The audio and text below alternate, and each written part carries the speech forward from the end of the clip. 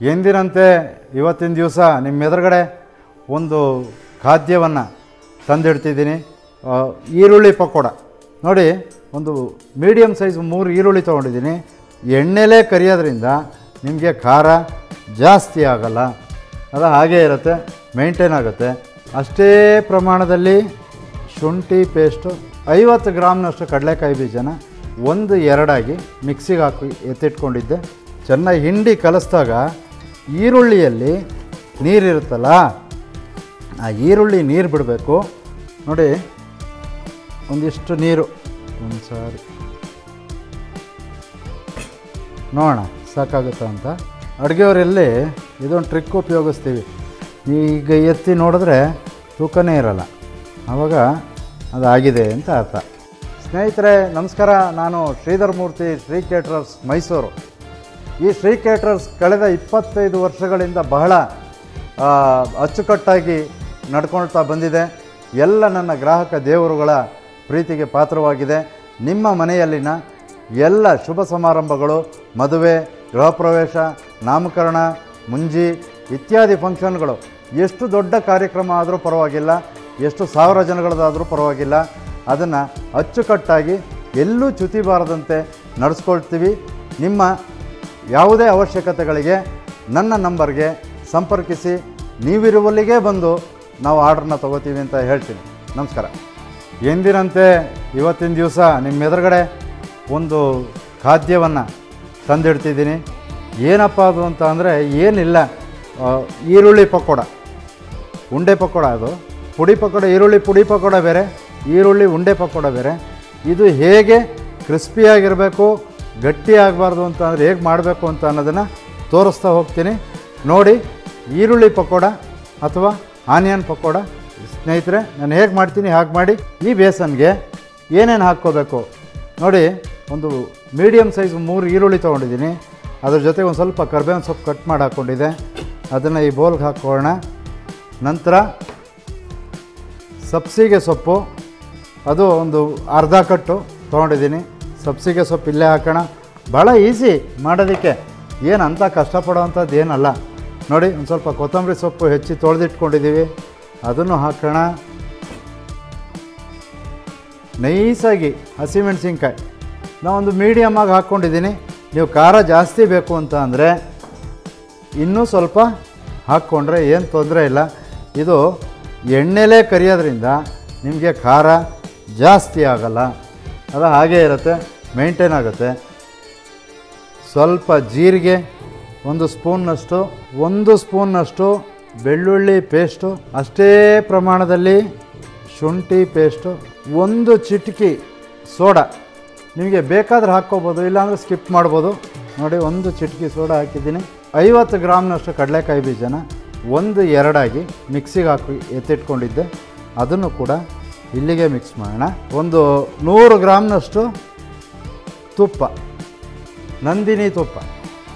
ಇದನ್ನೆಲ್ಲನೂ ಜೊತೆಗೆ ಉಪ್ಪು ಬೇಕು, ಪುಡಿ ಉಪ್ಪು ಎಷ್ಟು ಬೇಕು ಅಲ್ಲಿ. 1 ಬೌಲು ಚಿರೋಟಿ ರವೆ, 1 ಬೌಲು ಮೈದಾ ತೊಗೊಂಡಿದ್ದೆ, ಅದಕ್ಕೆ ಬೇಕಾಗುವಷ್ಟು ಒಂದು ಅರ್ಧ ಹಿಡಿ ಉಪ್ಪು ಹಾಕ್ಕೊಂಡಿದ್ದೀನಿ.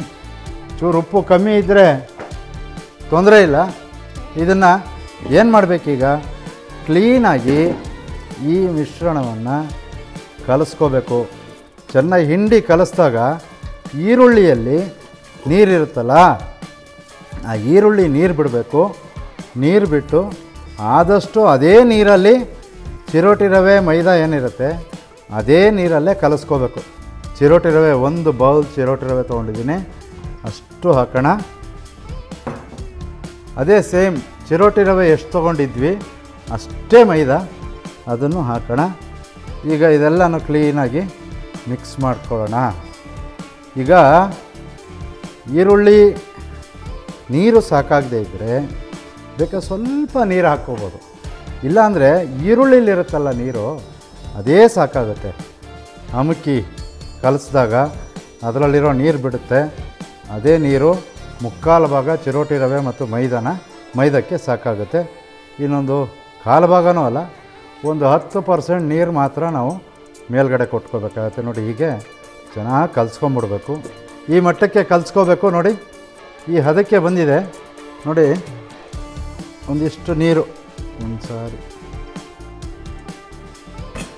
ನೋಡೋಣ ಸಾಕಾಗುತ್ತಾ ಅಂತ ಇಟ್ಟು ಅಷ್ಟೇ ನೀರಲ್ಲಿ ಹದಕ್ಕೆ ಬಂದುಬಿಟ್ರೆ ಮತ್ತೆ ನೀರಿನ ಅವಶ್ಯಕತೆ ಇರೋದಿಲ್ಲ.